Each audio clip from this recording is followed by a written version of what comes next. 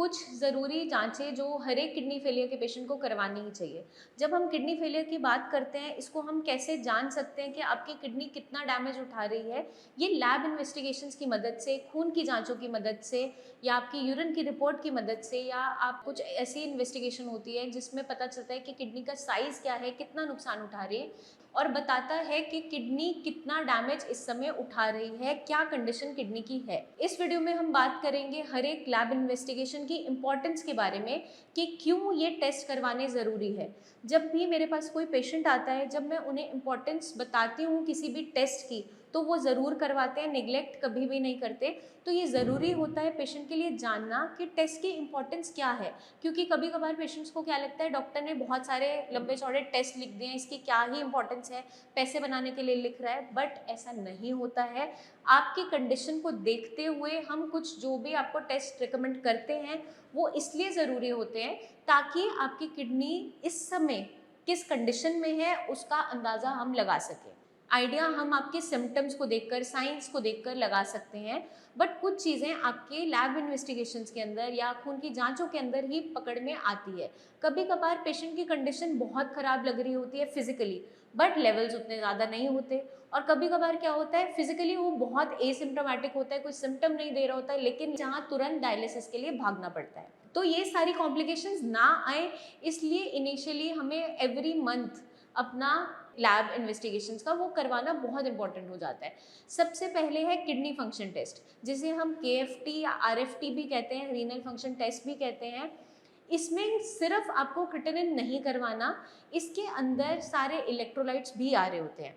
तो complete KFT हमारे लिए बहुत इंपॉर्टेंस रखता है, क्योंकि कभी कभार क्या हो रहा होता है, इनिशियली टेस्ट करवाते और फिर 1 महीने बाद करवाया, आपका क्रिएटिनिन तो बढ़ा लेकिन यूरिया डाउन जा रहा है, और कभी कभार यूरिया डाउन हो रहा होता है, क्रिएटिनिन बढ़ रहा होता है। तो इसलिए कंप्लीट प्रोफाइल की रिक्वायरमेंट हमें होती है आपका प्रोग्नोसिस समझने के लिए, मतलब आपका इलाज किस तरफ जा रहा है या आप में कितना सुधार आ रहा है, आपकी किडनीज खुद से कुछ फंक्शन उठा रही है नहीं उठा रही है। तो केएफटी के अंदर क्या क्या टेस्ट आते हैं, आपका serum creatinine value, urea, uric acid, sodium, potassium, phosphorus, calcium, chloride, ये सारे के सारे इलेक्ट्रोलाइट्स भी आते हैं। हर एक का अपना अपना इम्पोर्टेंस है। सिर्फ क्रिएटिनिन डाउन जा रहा है वो ये इंडिकेट नहीं करता कि किडनीज आपकी रिकवरी की तरफ जा रही है। मान लीजिए आपका क्रिएटिनिन डाउन भी जा रहा है लेकिन आपका पोटेशियम बढ़ रहा है, तो उस कंडीशन में भी आपको इमरजेंसी सिम्टम्स देखने को मिल सकते हैं, क्योंकि अगर पोटेशियम बढ़ रहा होता है तो सीधे आपके हार्ट पे इसका इम्पैक्ट आता है और आपको हार्ट अटैक भी आ सकता है। तो हर एक पैरामीटर की, हर एक वैल्यूज़ की अपनी एक इम्पॉर्टेंस है। तो हमें कंप्लीट प्रोफाइल करवाना है। यूरिन रूटीन कहा जाता है पेशेंट को करवाने के लिए, उसके अंदर हम क्या देखते हैं कि यूरिन के अंदर कोई इन्फेक्शन तो नहीं है, पसल्स तो नहीं आ रहे हैं, या फिर यूरिन में प्रोटीन लीकेज कितना है, झाग कितना जा रहा है, ग्लूकोज तो नहीं जा रहा, यूरिन के रास्ते शुगर तो नहीं निकल रही। इससे ये इंडिकेट होता है कि आपके ब्लड के अंदर शुगर के पैरामीटर्स कैसे हैं, शुगर इन कंट्रोल है नहीं है, क्या कंडीशन है, ये सब इंडिकेट होता है। कभी कभार हमारी कुछ रिपोर्ट्स में 1 महीने में आपका यूरिन रूटीन में प्रोटीन लॉस पहले मान लीजिए 2+ हो रहा था, नेक्स्ट रिपोर्ट में अगर वो 1+ आ गया है, इसका मतलब ये है इंटेंसिटी ऑफ डैमेज कम हो गई है किडनीज की इस समय। क्योंकि प्रोटीन लॉस क्या इंडिकेट करता है कि इस समय किडनी कितना नुकसान उठा रही है। तो अगर आपका क्रिएटिनिन वैल्यू एकदम से डाउन नहीं भी आई है, प्रोटीन लॉस कम होना भी स्टार्ट हो गया है, तो ये इंडिकेट करता है कि आप टुवर्ड्स रिकवरी जा रहे हैं। तो इसलिए हर एक टेस्ट की अपनी एक इम्पॉर्टेंस है। नेक्स्ट है आपका सीरम बाइकार्बोनेट। सीरम बाइकार्बोनेट क्या बताता है, आपके ब्लड में एसिड की मात्रा कितनी है। जैसे हम पेट में जलन हो रही है, एसिड हो रहा है, उसके लिए हम इनो ले लेते हैं फटाफट से कि हमारे पेट में जलन है, एसिडिटी हो रही है। वैसे ही आपके ब्लड के अंदर ब्लड भी एसिडिक हो रहा होता है, जिसे हम मेटाबॉलिक एसिडोसिस कंडीशन कहते हैं।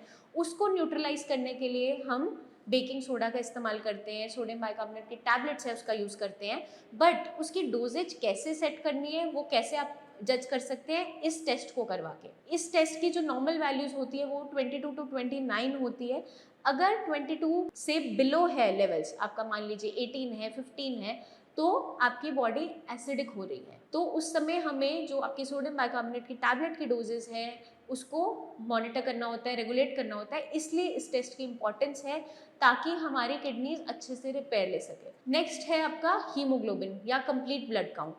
अब जब किडनी फेलियर की कंडीशन क्रिएट होती है उस समय आपका खून में कमी आने स्टार्ट हो जाती है, क्योंकि आपकी किडनीज एक हार्मोन बनाती है इरिथ्रोपोइटिन, जो आपका ब्लड बनाने में मदद करता है। अब जब किडनीज ही वीक हो गई हैं तो ऑटोमेटिकली इरिथ्रोपोइटिन भी कम बनना स्टार्ट हो जाता है और आपका हीमोग्लोबिन कम होता चला जाता है।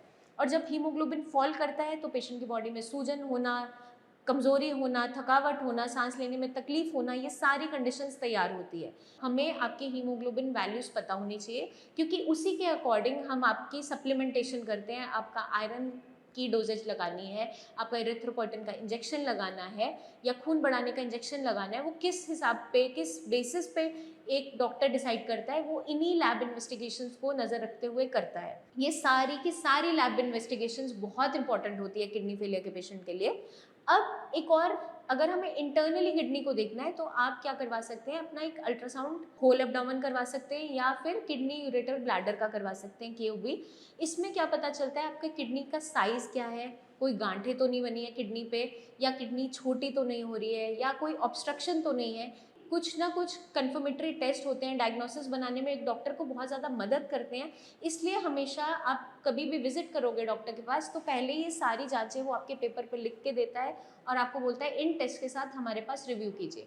क्योंकि किडनी फेलियर के पेशेंट में कैल्शियम, विटामिन डी और ये सारी डेफिशिएंसीज भी बन रही होती है, तो हमें एक सपोर्ट लगाना होता है, एक ऐसी डाइट रखनी होती है जल्दी से जल्दी किडनीज को रिपेयर करने में मदद करे।